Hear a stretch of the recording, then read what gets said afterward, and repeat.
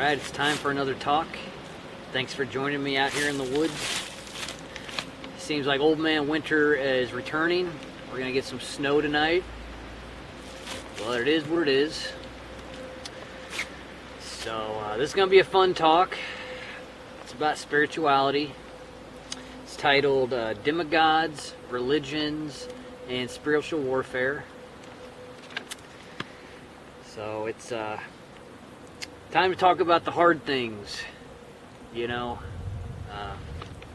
things a lot of people don't want to talk about or even ponder a lot, you know, but I think it's, you know, it's a worthwhile conversation.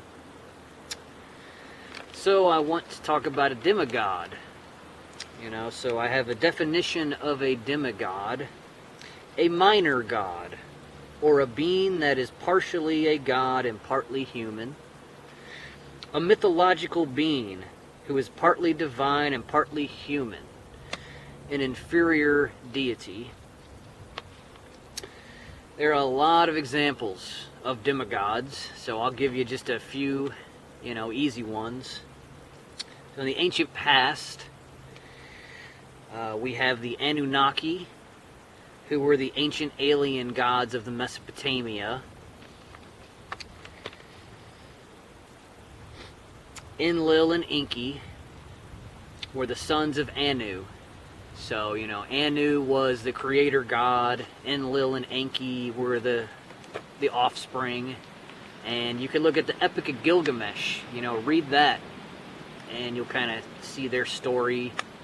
There's a lot of people talking about the Anunnaki and the aliens and how they created us and yada yada. You know, there's tons of that stuff on the internet. And then another one, the Dogon tribes of Africa. They had Amma, the supreme creator god, and then they had Numo and Nomo, who were the demigods. They were created. And they had human bodies with fishtails, you know, so they were like half creature, half human. They came up out of the sea and, you know, said a bunch of stuff to these tribal people, and then they worshipped them. So here's some that you're probably more familiar with. The demigods of Egypt. So you have Ra, the king of the gods, or the sun god, who created Osiris and Isis. Osiris and Isis had Horus. You know, they're all half creation, you know, half spirit, half animal. You know, they're halflings. And then there's Set. You know, he's in all the Egyptian lore as the bad guy. And then the Greek Olympian gods. Zeus was the head god. And then he had tons of children, and a few of them: Apollo, Achilles. It's a great movie, by the way, if you haven't seen it. Kronos, the god of time. Then you have the Roman pantheon. Jupiter was the god, the king of the gods. He had tons of sons. There's just I'm just naming a few. You're probably familiar with Hercules. He was the son of Jupiter. Janus, the two-faced. Dionysus, the god of wine and sensual pleasures. I'm sure everybody's familiar with Dionysus in this age. So now I want to talk about the definition of religion. So it's a really interesting one. So it comes from the word religar, which is to bind fast, to hold back by tying, place an obligation on, tie out of the way. And that's one way to word religion. Thwart from forward progress. I thought that was an interesting definition for religion.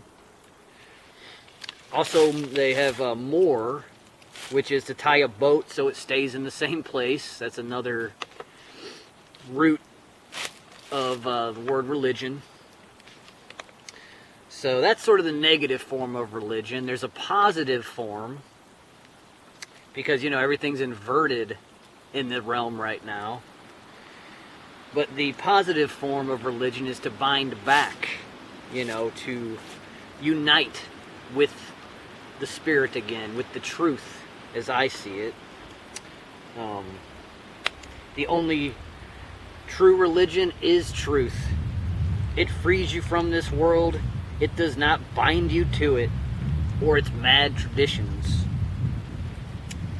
You know, so in a previous video I talked about polarity and how things can be used in opposite ways. So religion, you know, right now it's obviously a tool of control, but it could also be a way to get back to the truth.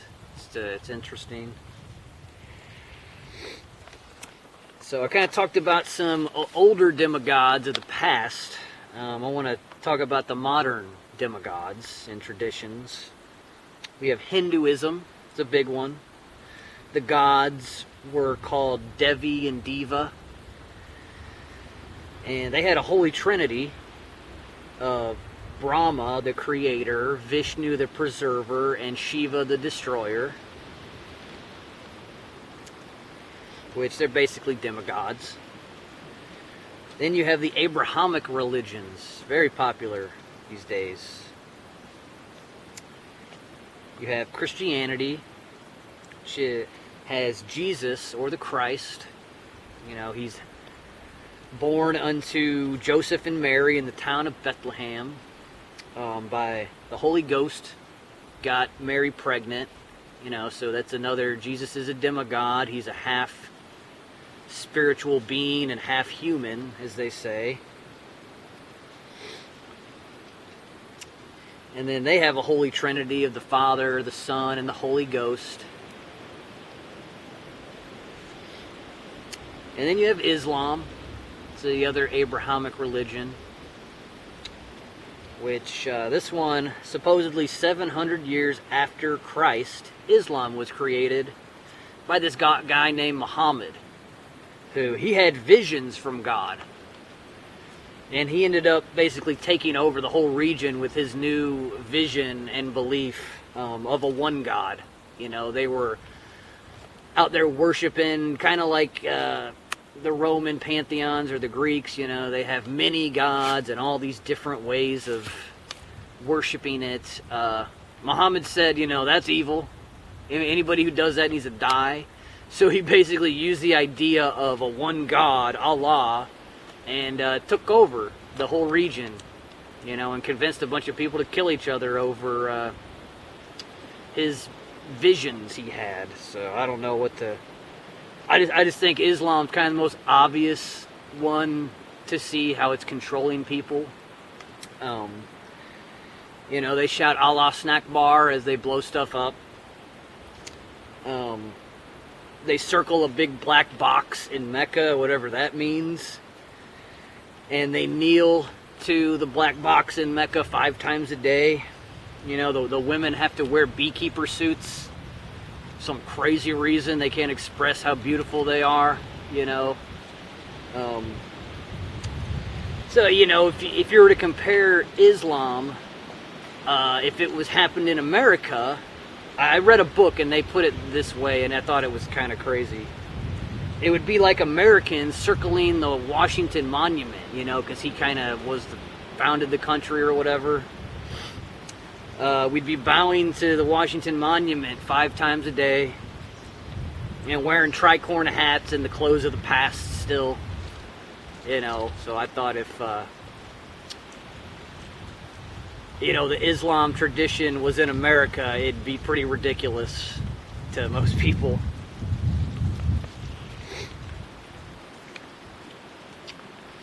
So, and you know, those are kind of the spiritual demigods and religions of our time. But I think there's a lot more that is, you know, that you really... haven't been pointed out as obvious demigods and religions. So here's a more modern definition of a demigod: a leader or a person who's treated like God. You know, a president, a CEO with a bunch of money, an actor, a musician. You know, they basically get worshipped by people.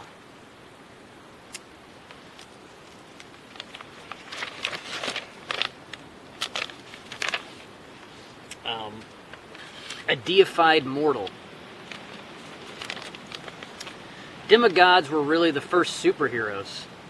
They were able to control the elements of earth, wind, fire, water, heal people. They could control time. You know, supposedly they had powers that normal men did not, or they just had higher technology, maybe. You know, that's a thought. So now I want to give you an example of all the religions of our time. You know, people really don't point out, but they are religions and belief systems.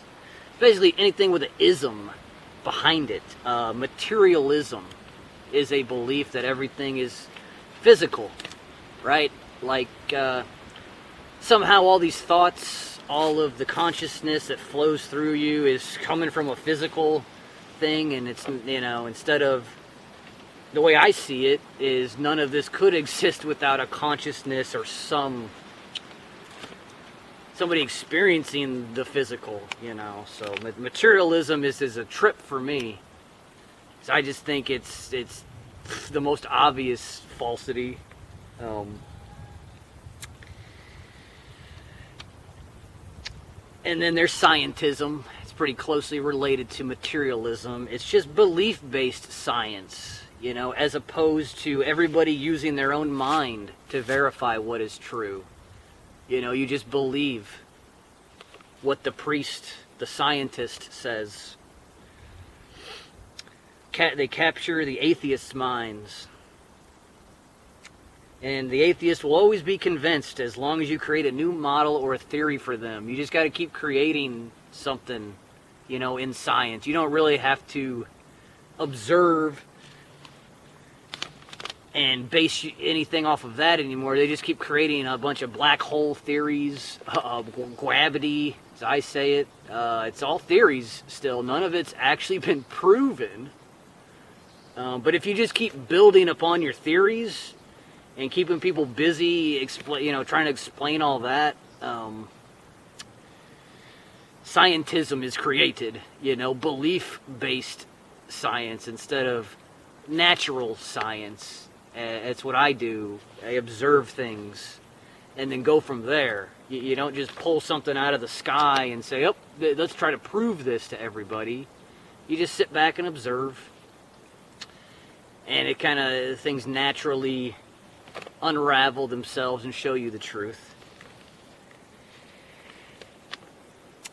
A big religion right now is technology. You know, people that are into shiny new things all the time. You know, like a moth to the flame, as I see it. Always just the bright, shiny thing. Digital currencies. Somehow aliens with high technology. You know, fake space rockets to colonize other planets. That's just the craziest thing. Like, instead of dealing with problems here, these people are telling you they're going to build spacecrafts and go to these other planets, which I don't really believe in. But it's like, if they even existed, I don't think the people in charge should be going there and bothering all of them and trying to colonize anything. It's pretty sick what a lot of these technologists are up to in our age. Medical tech, you know, people are thinking that technology is going to heal all their ailments one day. It's a crazy belief system in technology. And I'm involved in it. I'm an IT guy. And I can tell you it's not magic. You know, it's coding, programming. It's not going to save us from our spiritual problems. And then there's the huge religion of our age that's sort of forced on everybody is government, which literally the word government means to control the mind. So if you're into your mind being controlled, you know, it's, hey, You could also say authority worship, or submitting your mind to somebody else. It's the thought that it's okay to not ask questions and just follow everybody else, everything, and then everything will be okay as long as I just kind of copy paste, copy everybody else. And it's a numbers game, right? It's like the bigger number means they're better or they're right, which to me it's like the most obvious trick. You try to influence people that way by bigger things, and there's a small person, only the one person thinks this way, but the bigger crowd thinks that way, so the crowd has to be right, huh? It's just like the dumbest, way to go about life, I think. And then, of course, the religion of money. A lot of people just worship money.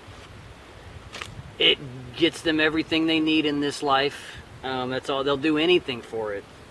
It's a true god of this realm. It's what makes everybody get up every day. It's just, money is a crazy one. You gotta make it a money, as they say. When you realize money is printed out of thin air, or just a number created in a computer, it's obviously just a tool of control. Alright, I see money as currency or energy. We're all giving out our energy every day to do something, and then they just give you a little note that says that the representation of your energy. Pretty clever trick, but really not for anybody paying attention. And then there's a lot of New Age nonsense religions. Just listen to Mark Passio on that one. He's got a, New Age BS.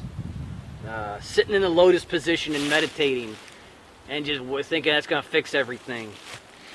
Doing nothing, and then don't get angry, right? I think the last thing the New Age movements want you to do is get angry about the things you see and try to do something about it. It's just all to sit back and accept it, and it's just karma. We'll be back and forth and reincarnated, and I'll do better next time, even though my mind was wiped and I don't know what I screwed up on in the first place. It's just like there's so many crazy New Age things to get tripped up in.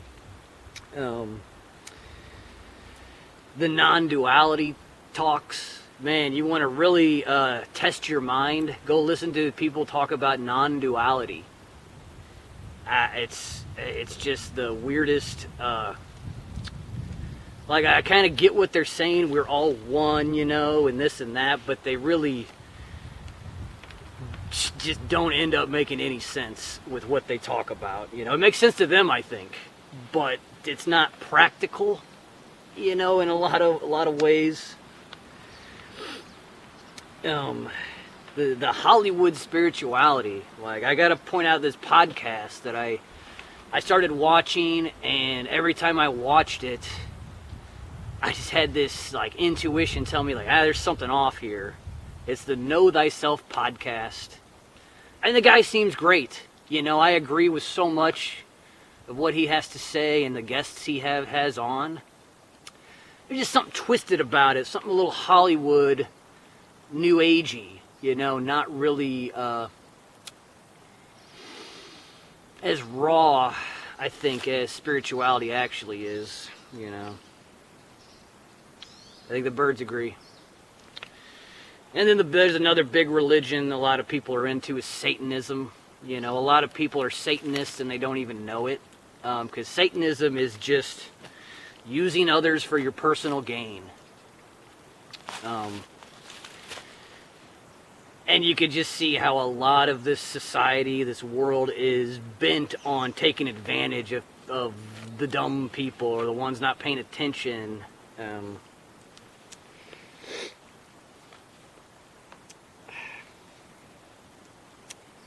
So a Satanist, it's anyone given power over others using force or trickery.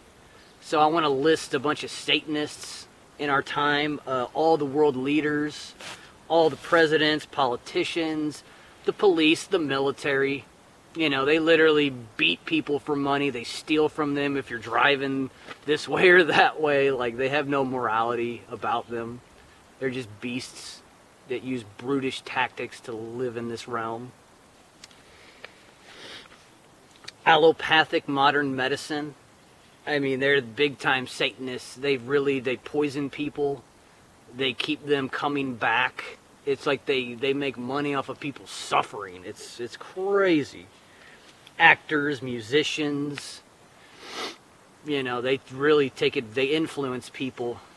They get a free pass if they look pretty or they play a song that people like, and then, you know, somebody will pay them to influence people in a certain way. It's a way of selling your soul. But not all musicians, not all actors. Like, I love Jim Carrey and his videos about ego, and he's beautiful. You know, he's a real one. You know, it's always a mixed bag here, and there are plenty of musicians that are real that I love and that speak to the heart. State-sponsored science. You know, any of these scientists that are getting government grants to study. They study behavior. They study how to control people. It's just, I mean, it's an industry of they call it social engineering nowadays. Like, that's not a obvious, like, trying to control you situation. So there's a lot of Satanists out there that are saying they want to help you, you know, or they know what's best for you, and it's really, as long as they can keep tricking you and using your energy, they stay on top. Then we have the Trinity of our modern times. You know, I came up with this. I had other people talk about it, but the Trinity of power, money, and religion. So with power, it's force or control over others. It's not a live and let live situation. And the power, you know, these places had this Trinity. They have locations in the world. So the power, I would say, is in the United States. You know, this is the country that goes out, uses its force around the world, whether it's trickery or just straight brute force with their guns and tanks. It's America right now, but it seems like they're kind of turning off America as being the power source of their Trinity, and they're moving it to the east, to Russia and China. Because it's just America's a little too free. You got people like me talking about this stuff, and you can't just have this be the power place forever. You know, you got to constantly twist things around here to keep control. And then money, which I talked about. Money is just your energy. It's just a currency. And it goes back to the London banking system. You know, in this debt-based system, to where they can create money out of debt, out of getting you to sign a contract and say, I owe you something, and then they are able to print money out. You agree, though. That's the crazy thing with the whole money system, is we're sort of agreeing to it. That's how they get by. And then you have the religion, which is just belief or law. You know, and that's comes out of Rome and the Catholics. You know, they've always been kind of control of the major religions.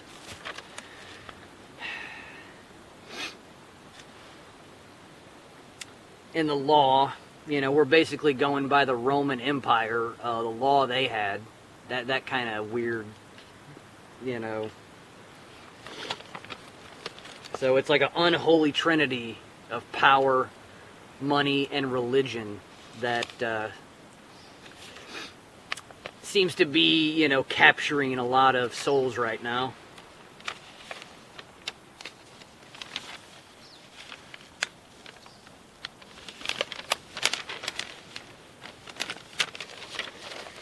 So, you know, I just kind of wanted to point out the way I see it. you know, I kind of make my own lexicon. I have my own definitions for this place. I got kind of tired of trying to follow somebody else or, you know, like, oh, does he have the answers? Is that person? It's like I just had to come up with my entire own point of view on all these things. So do what you want with this information.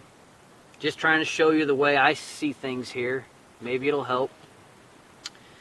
We all have our own solutions to these problems.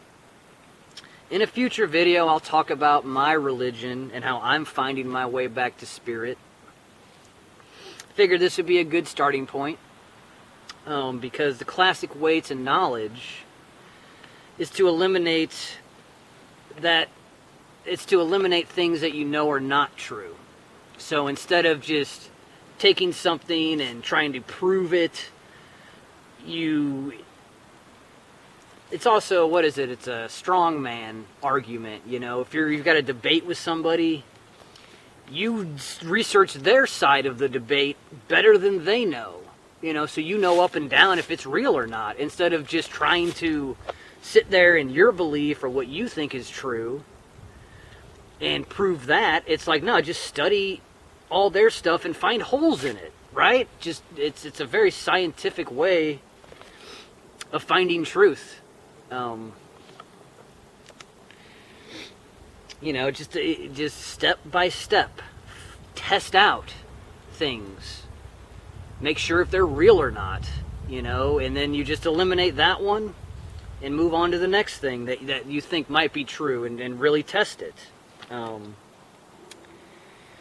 What ends up happening is you end up with a lot more questions than answers when you go that route, which people don't want more questions. They want all their questions answered and the little, you know, they want the little, you know, they just want the easy story and to sit back and to know what's right and, you know, to be right, and they want to know everything, and it's just not, I don't think that's the way it is here, you know. I don't expect to know everything in this limited human form, right? Born into a amnesia, you know, to where you just don't know anything when you come in here. So I just don't know how you would expect for somebody to give you the answers, you know.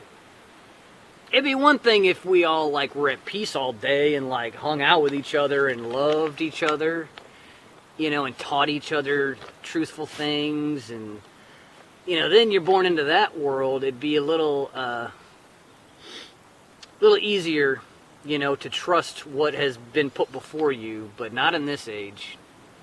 Not in this age at all. Far too much trickery, you know, way too much pain and suffering, and you see people going down the path of pain and suffering without question. It's kind of snapped me out of a lot of beliefs I have. So I'll leave you with some comedy relief. I want to put in a clip of George Carlin and what he says about religion. So, you know, I love George Carlin. I love Bill Hicks. Best comedians. So, hope this helps. You know, love you all. Enjoy.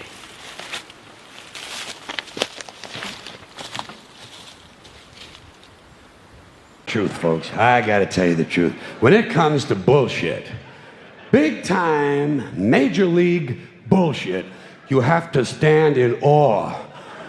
In awe of the all-time champion of false promises and exaggerated claims, religion. No contest. No contest. Religion easily has the greatest bullshit story ever told. Think about it. Religion has actually convinced people that there's an invisible man living in the sky who watches everything you do every minute of every day. And the invisible man has a special list of 10 things he does not want you to do. And if you do any of these 10 things, he has a special place full of fire and smoke and burning and torture and anguish, where he will send you to live and suffer and burn and choke and scream and cry forever and ever till the end of time. But he loves you.